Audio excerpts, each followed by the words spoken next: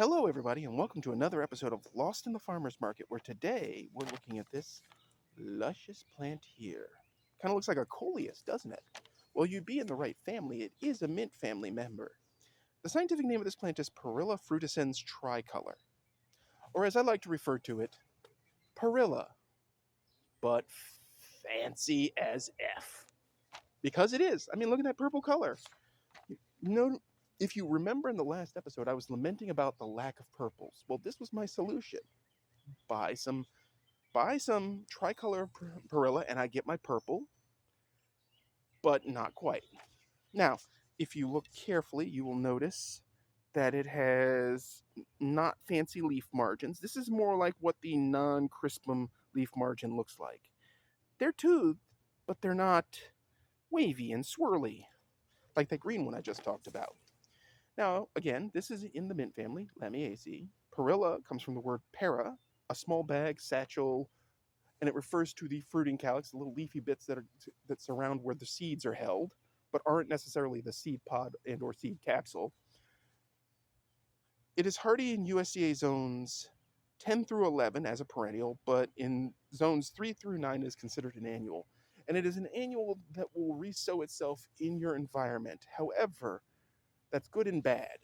And I covered that in the last one about how delicious it is, but also how bad it is for certain animals. I'm not going to rehash that.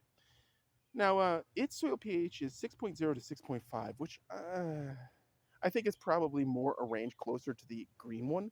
However, the information about this plant is so generalized that it suggests that maybe nobody tested and they're just estimating.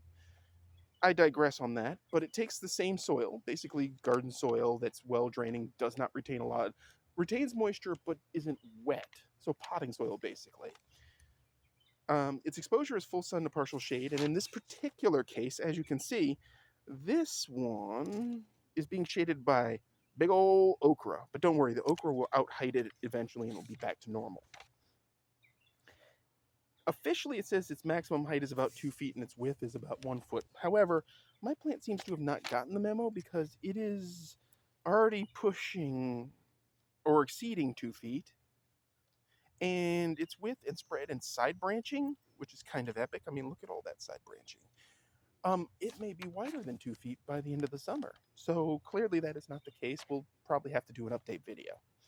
Now, the insect pests for Perilla, this one and the other one, include aphids and whiteflies are a real pain in the butt.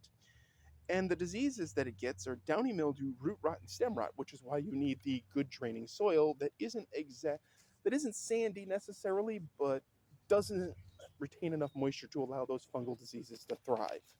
Additionally, in humid climates like the South, where there isn't good exposure, it can get the foliar diseases. So there's that. Now, I was going to tell you, because I promised in the last video that I would talk about this.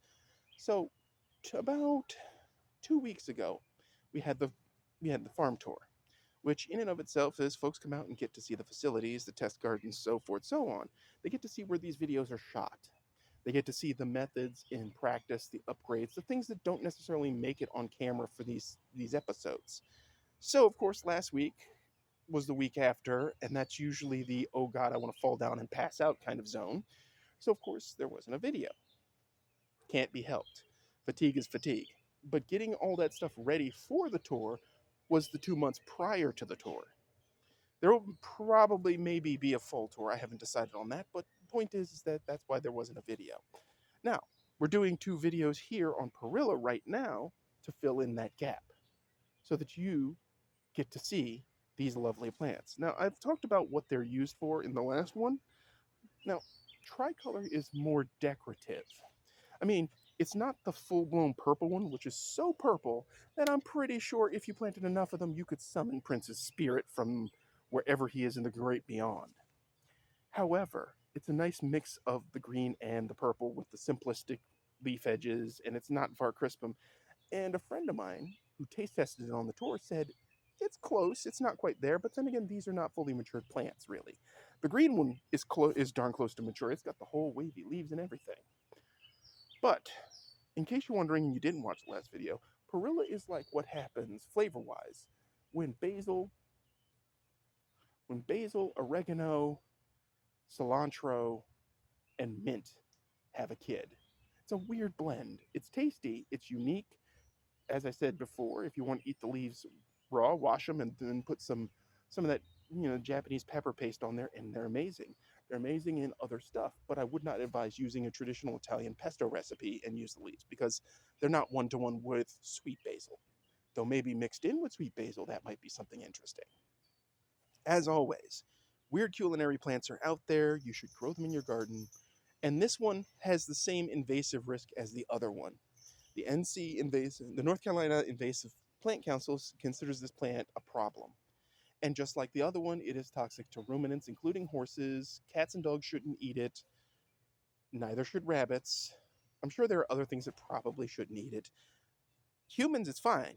The compounds in it that are a problem, we just pass it just fine because we can eat mint all day. Menthol flavor.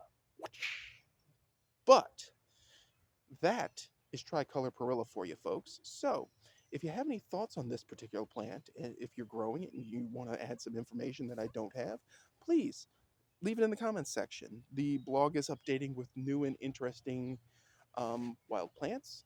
Additionally, soon we'll be doing a tour photograph episode on the blog to cover the stuff that's going on in test gardens, since now we're past the tour and I can post those photos. As always, folks, if you like this episode, please hit like. If you haven't already, please subscribe. And keep them growing. Thanks for watching.